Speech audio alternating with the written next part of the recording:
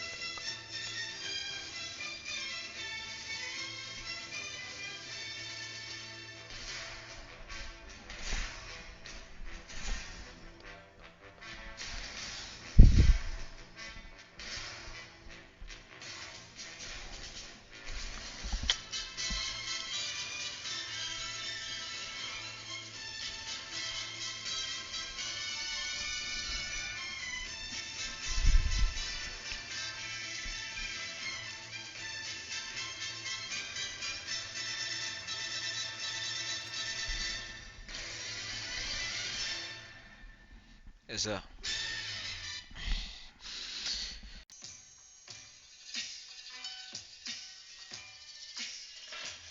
Good evening, good afternoon, wherever you are. Good morning, wherever you are in the hemisphere.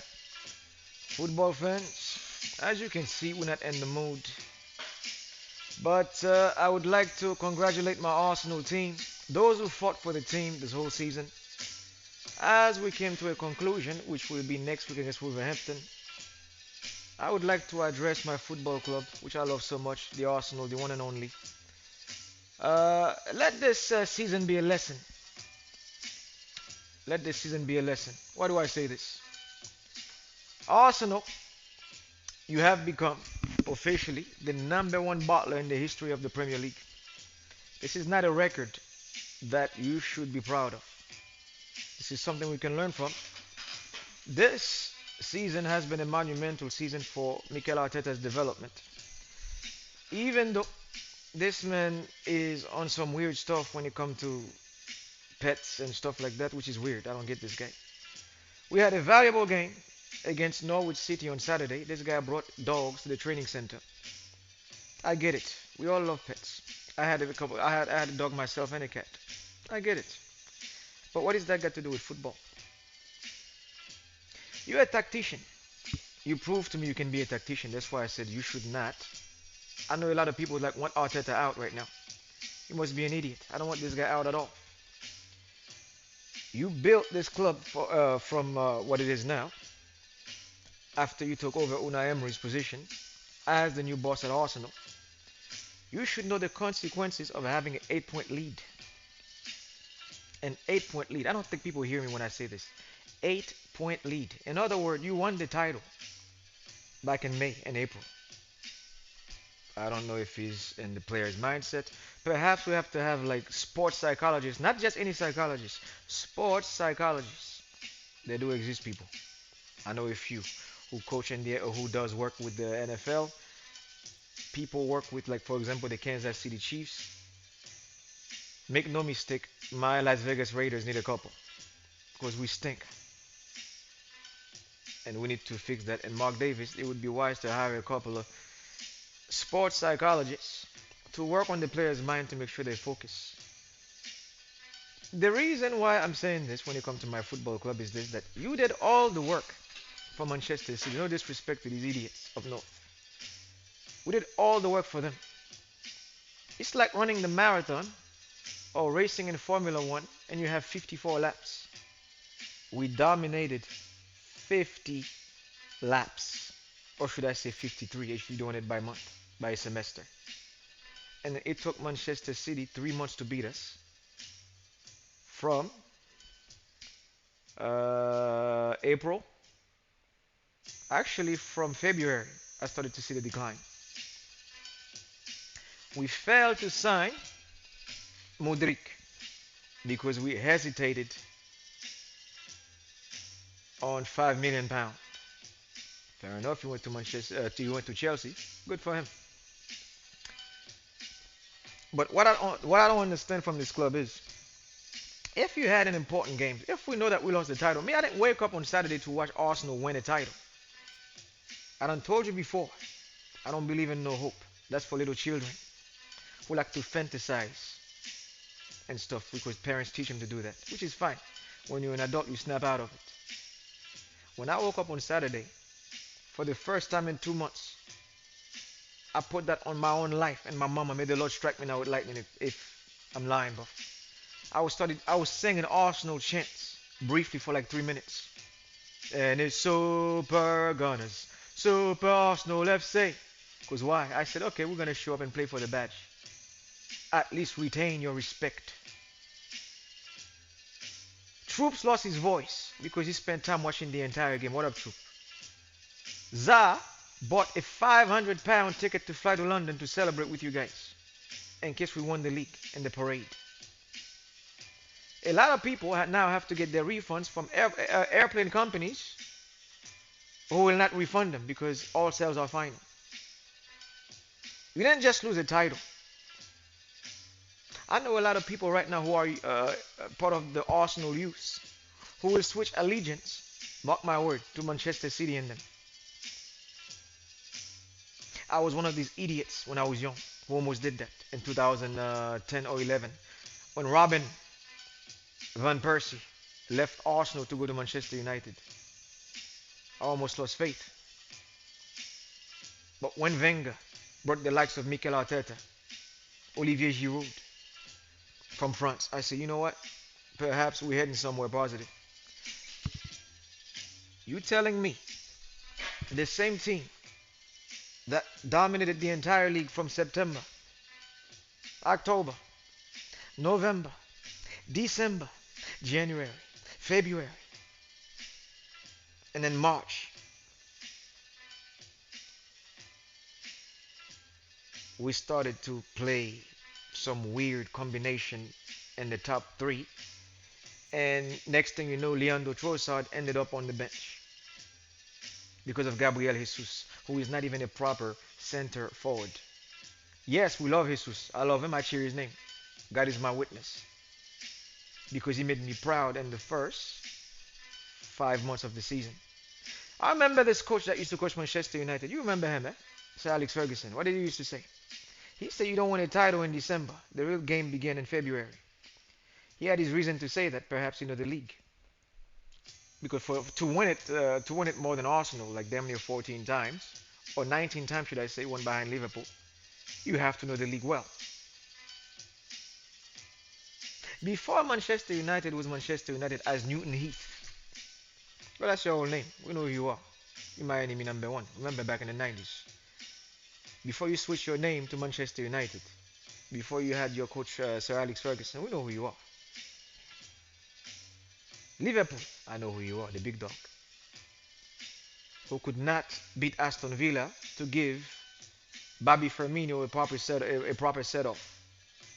And I made a prediction on Friday after evening. I said that Cody Gakpo would be the one to save Liverpool. Fair enough. He saved you guys. You guys lost this game against Aston Villa. But Cody Gakpo had to rescue you guys in the 96th. Liverpool, you will have to step it up. You will have to, but to get back to my Arsenal dilemma.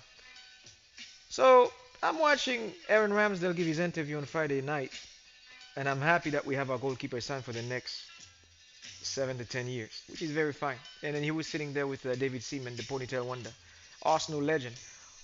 I'm gonna criticize the Arsenal management team.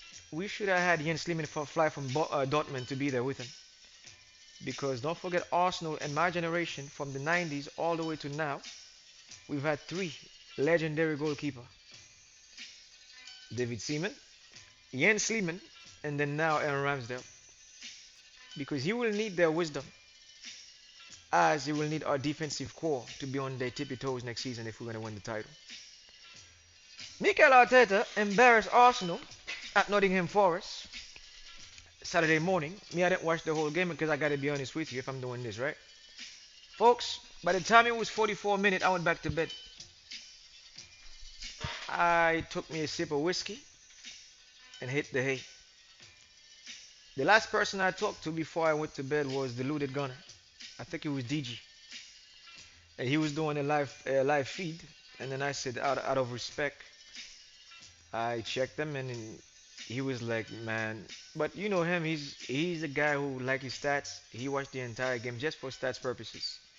Troops lost his voice. Again, like I told you guys earlier, Za was like cussing at the camera. Za, don't do that. You cannot punch a camera. It's a mechanical device.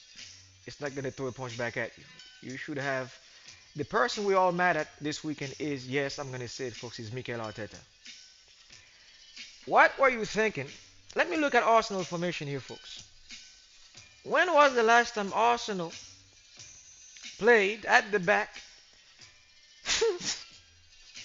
This is ridiculous, man. Seriously, I feel I'm ridiculing myself today as an Arsenal fan.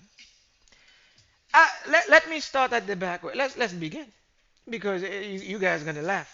At right back we had Thomas Partey, who plays central defensive midfield. Okay. Next to him was Ben White, which is not bad because Ben White know how to play right centre back at Brighton. Gabriel Magalhaes playing left centre back. Okay, I'm okay with that. But Mikel Arteta, the young man that we bought from Scotland when Unai Emery was there by the name of Kieran Tierney, the Highlander. Uh, you know that he played the position of left back and left wing back, right? That's his natural position. Instead, you had him sitting on the bench. I know he was cussing you out in proper Gaelic because you don't understand Gaelic, even though you play in Rangers. He was murmuring your name and whatever long he was using. You know he cussed you out, right? You just cost me, a defensive player, with one game left on the calendar, knowing that Newcastle United is looking to buy this player for 30 million pounds. The same way you did Alexander Lacazette, the same way you did Aubameyang, you just forced Kieran Tierney out of Arsenal, a club that he loves so much that he left his family behind, came to London by himself, became good friend with Jack Wilshere, became good friends with the likes of Caleb Chambers, became good friends with the likes of Rob Holding, because that's the only family he got in London. This young man got an apartment by himself because he trusted the process. Not the one you started, but the one Unai Emery started, the one that you are reaping the benefits from now, even though you have remolded the team. The way you treat players like that, man. Me, I'm saying this right now. I don't want Mikel Arteta out like the rest of the Arsenal fans want you out. Because I want you to finish what you started. This is your club, right? My friend, if you don't sign Declan Rice, if you don't sign a proper striker, and when you come to the striking situation, I know we're not gonna get Ivan Toney because of what happened recently with the ban by the FA. So he won't be eligible to play football until 2024. Meaning, on the market right now, we have the options of Oli Watkins at Aston Villa. And this guy, I told you we don't need to buy this guy. It's going to be a waste of pounds. This guy missed the penalty against Liverpool in a vital game for Aston Villa on Saturday, just to prove what I was telling you guys about. If you're looking at the options we have right now, I only see two options. Dusan Vlahovic from Serbia via Juventus. And the young Canadian prospect, the Haitian Canadian North American fellow by the name of Jonathan Davis, who played for l'Ouest Lille in France. I know he's not well known on the market or being targeted like the Victor Osimhen in them. It came to me last night that this guy is a clinical striker in the Ligue 1, like Alex Lacazette was. I know we are gun shy. We don't want to buy a player like that, especially after what we went through with Lacazette. No disrespect to Laka after 4 wonderful seasons. It's just that we don't have enough options. We don't have that many options left. Time is running out. Victor Osimhen is going to Chelsea, whether we like it or not. All the Arsenal fans who have this, I cannot wait to sign Victor Osimhen. We're not going to be able to buy him because if we're going to spend, West Ham, from what I'm hearing now, want for Declan Rice 95 million pound to 85. They will settle. They don't care about the 100 million pound. However, according to David Moyes, he said Arsenal will need to give him 3 players to complete the Declan Rice deal. He wants Sabilo Konga. He wants Reece Nelson, and he wants Flo Balogun. David Moyes, we respect West Ham United. Come on, you Hammers. By the way, good win today. But the thing is, you will not. You may get Sembilo Konga. You will definitely get Reece Nelson because you want to leave Arsenal as soon as possible. But, mi amigo, you will not be able to get Balogun. Balogun switched his allegiance to the United States of America, which means that he will no longer play in England. He don't want to play in the English league. He's looking to be sold to a team like PSG, Olympique Lyonnais, or Marseille. Or my best option for him, if Flo Balogun is listening, there is a team in Italy called AC Milan, Los Rossoneri, Italian football royalty. Olivier Giroud now is 35, 36, 37 years old. AC Milan will be in the search for a striker to replace him. Just like Inter Milan is thriving right now, going to the Champions League final with Lautaro Martinez. I think it would be wise to go play football in Il Calcio because the league is back, is booming. The Il Calcio I experienced as a kid is back. You want to be a superstar? AC Milan got the money. Milan don't care about spending money. They'll be more than happy to sign your kid for about 30 million pounds, which would do me well at Arsenal so I can add that to our funds to buy a proper striker in the caliber of Dusan Vlahovic. Now, let's take our little affair back to North London. Now, when it comes to Granit Xhaka, folks, we're going to have to give this man his respect. This is a true gunner. I've read the negative tweets, the negative little messages on Instagram. Some of y'all think you're slick. That's very funny. After all Granit Xhaka went through at this football club for the last 7 years, that's how you're going to treat him before he leaves us? No, the disrespect. Put some respect on Granit Xhaka's name. Some of you guys are not even worthy to mention Granit Xhaka's name. Yes, I'm going to take his defense. You don't play football. You don't understand the things that you have to put through before you step on that football field as our ex-captain. That armband was stripped away from Granit Xhaka out of politics. Don't forget, hypocrites, some of you. This man gave you a wonderful 7 season at Arsenal. Next Sunday, you guys will stand up and clap for Granit Xhaka to give him a stand ovation before you go to Germany and play for Bayer Leverkusen. Whether you like them or not. Whether you booed them or cheered them, like I did when you guys booed them off the field. Troops, I got nothing but respect for you, my brother. But you're going to have to make peace with the situation and give Xhaka his respect. Za, give the man his respect. To all the Arsenal fans out there who booed Granit Xhaka, you're going to have to give your respect to this player. He's one of ours. Granit Xhaka, we thank you for your wonderful 7 years at the club. You were an exceptional midfielder. Too bad Arsene Wenger and Unai Emery didn't know how to play you in the midfield. Mikel Arteta knew exactly what your position was, which is CM and CM. And that position, I'm expecting a replacement in the likes of, well, Declan Rice can play these positions, as well as Fabio Vieira, Emil Smith Rowe. So let's not be hasty and go waste money in that department. We have the tools there. And my central defense midfield, I will have Declan Rice, of course, deputized by Thomas Partey, and Jorginho. If you want to leave Arsenal and go back to Italy or go to another club, I understand. You spent a wonderful 4 months with us, and respect to Jorginho. If he decides to stay, I'll be more than happy to have the experience that we're going to miss from Granit Xhaka, who's 30 years old. Jorginho is 31 years old, so we're going to have him there to solidify the midfield with his experience and then point out the mistakes made by Declan Rice, even though Declan Rice is on his way to be like a phenom in the midfield, but at 24 years old, you need guidance, whether you like it or not. The superstar stuff sometimes get to the player's head and they lose the track of what they're supposed to do on the pitch. So Jorginho will be vital to keep. I believe we signed him for 14 months. Arsenal, please extend that contract to another year. You will thank me later. And man, when it comes to Arteta,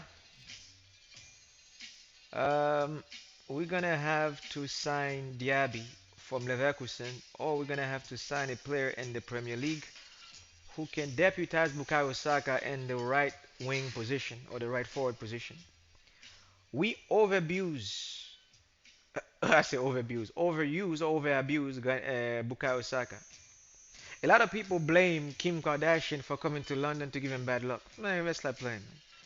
You do not play your same player from September all the way to May in every game. Why did we pay all this money for Leandro Trossard, who can play all front three position? Mikel Arteta, you funny, bro. I don't get this guy sometimes with his tactics. You abuse this kid for 9 months, playing him week in, week out. So, do you take the other managers in the Premier League as idiots? So they don't have a thing called television or Android, iPad, or chalkboard to tell the other players, like, look here, you see Bukayo Saka? That's all Arsenal got. Every weekend you step on the pitch, put two players on them and guard them. And that's exactly what every club did after February when it comes to guarding Bukayo Saka. They shut him down on that right wing side. So you're gonna have to put the money out to buy Diaby. You're gonna have to put the money out to buy a proper right winger. Whether it's the guy from Barcelona, the Brazilian guy who was Norris last year, Rafinha, or the kid from Bayer Leverkusen. We have no choice if we're gonna go at Manchester City next season. And moving on to other games over the weekend in the Premier League. Mm, we had Brentford. Well, this one is going to be special because I was watching the DR report on Friday afternoon, on Friday evening. Let me pause the music here for a second. The young man by the name of Expression, the Manchester United one, KG, brought a big coffin to put our trophy there. That was a funny joke. I like that. That was a good roast. Well, guess what? You know me. I clap back. That's what we do. Tottenham got destroyed by by Brentford, and Mbomo scored two goals, a brace, and then of course Visa scored at the 88th to beat Tottenham in their own backyard 3-1. Good boy. You're not in the position to be laughing at people when your club is crap. You guys conceded in your own backyard against Brentford, who had the lack of ammunition when it comes to Ivan Toney. And Ivan Toney-less Brentford beat you, stung you that for the beat that they are in your own backyard. My man, that's Tottenham. What's their symbol again? That rooster, right? That's what's Tottenham, bro, on Saturday evening. Ah, this was your situation in your Spurs stadium, bro. Oh, when the Spurs go marching in. Oh, when the Spurs go like a little babies. And that's how they got you. Bare bottom, bro. You got spanked. Go marching in. Oh, I'll be glad to be in that number. Oh, when the Spurs go marching in. Oh, when the Spurs go marching in. Oh, when the Spurs go. You know what? Just like Arnold told the baby, hasta la vista, baby. Hasta la vista, baby. Eh? This is you who wanted to talk nonsense, eh? Hasta la vista, little baby. Again, what? Eh? Eh? Arnold, what again? Arnold, what again? Eh? Eh? That's what I thought, eh? Tottenham, eh? Good boy, you got jokes. And I respect that. Bravo with the coffin jokes. Next time, before you speak about my Arsenal, learn to win games in your own backyard. Okay, boss? That's funny. You're a funny guy. But anyway, moving on to the win, to the victory of the weekend, I would like to give respect to Manchester United. I don't know how you pulled this off, but Bournemouth, you guys did a fantastic job defending, holding the line, and survived the onslaught by Manchester United. Well done, Bournemouth. Well done. Chin up. Well done. You beat the line. Well done. And the big surprise of the weekend was Bayern Munich capitulating to RB Leipzig. As I saw it coming. But I saw it coming the opposite way because I wanted Bayern Munich to beat RB Leipzig. But that 1-1 draw they did back a couple of years ago, I knew it was going to be a problem.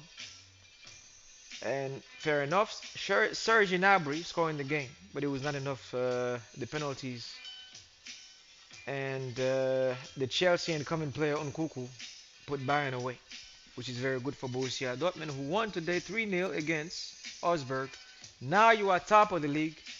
Sebastian Haller with the brace, and then Julian Brandt. You are in the perfect position to win the Bundesliga. Top of the league by 2 points. Your last game is next Sunday. Please do not mess this up. You're gonna win the league, and I have a good feeling you're gonna win the league in your own backyard. Dortmund, you almost there. You are almost there. One game away, Dortmund. You got this. You got this. You got Bayern Munich, where you want them 2 points on top. Last game left. Bundesliga, let's go. I believe that Jude Bellingham will be champion, crowned with the German gong before you go to Real Madrid with the Medal of Honor. You are there. You are there. You are exactly where you need to be. So, with that being said, I believe Dortmund will be crowned champion against Mainz at 9:30 next Saturday. I'm gonna get up to watch that game because I want to see Jude Bellingham crowned as a champion. Something Aubameyang did not have the chance to collect when he was in Germany. And other event in football world this weekend was Olivier Giroud. Respect Oli for scoring that hat trick for AC Milan. That was classic. That third goal, especially when you wrap your leg around that defender, that was just almost did the scorpion again, except with his left foot. And respect to Rafael Leao. Napoli beat Inter Milan. I'm very shocked by the scoreline because I was 3-1. And then, of course, the big shock, of course, Barcelona losing at home. If you notice, I don't have to mention Manchester City against Chelsea. You guys were supposed to dominate Chelsea and they beat them 1-0. The so-called champions.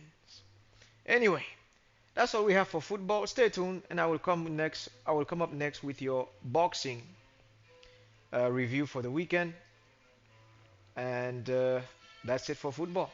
On that note, I take a break. Thank you.